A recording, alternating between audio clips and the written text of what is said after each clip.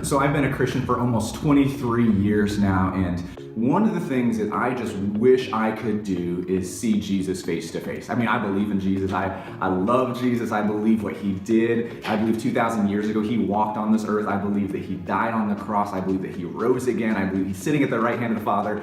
But I want to see him. I want to see him face. I want to look into those eyes. I want to see the expressions that he has on his face. And I just have that desire. And I remember it was probably in my 20s in college. There was this moment where I was sitting down and praying, and this overwhelming desire just to see him one time came over me. And that was just my prayer. I closed my eyes. I remember praying, God, just give me this picture, this image of what Jesus looks like. I want to see him face to face. And I often wonder, I mean, like, God, does Jesus feel the same way about me? I know he walked the earth, and I know he can see me, God, but we've never really met face to face. And this weekend at Harvester, we're going to be talking about prayer. And one of my favorite prayers is a prayer that Jesus prays, and he actually talks about this very topic. It's a prayer that he prays. It's the longest prayer of his recorded in the Bible. It's found in John chapter 17. And as he begins his prayer, he knows what's ahead of him. And as soon as he finishes this prayer, just a few hours later, he's going to be betrayed by Judas. He's going to go to the cross, and he's going to die.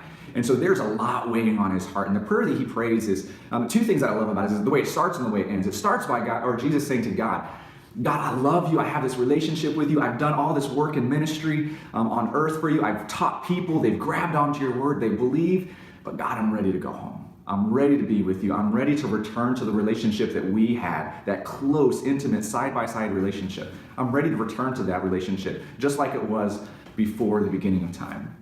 And he prays that, and he's sharing these intimate thoughts with God. And then he goes on to this intimate thought about people like you and me, people who have never met him face to face. In fact, this is how he ends that prayer. He says, I don't only pray for my disciples, but I also pray for those who believe in me through their word. He says, I'm praying for these people that I've never even met yet.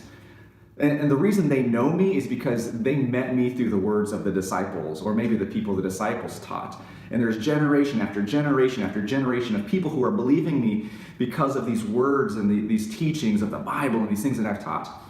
But then he goes on to say this, and this is what I love about Jesus' prayer, and this is something that strikes me. He says, Father, I desire. He has this deep desire. Father, I desire that they also may be with me where I am, to see my glory. And man, that just hits my heart, because it's God and Jesus having this conversation, and Jesus just looks to his Father and says, God, I desire something, and I want to ask this thing of you. I desire that they may see me, and that they may be with me, and we may not be far apart, them over there, me up here, but I just desire that we may be together, that we can see each other face to face. And God, I want them to see my glory. I don't want them just to hear about the things that I've done. I don't want them just to believe on faith, believe on their intellect of things that I've done. I want them to believe on experience.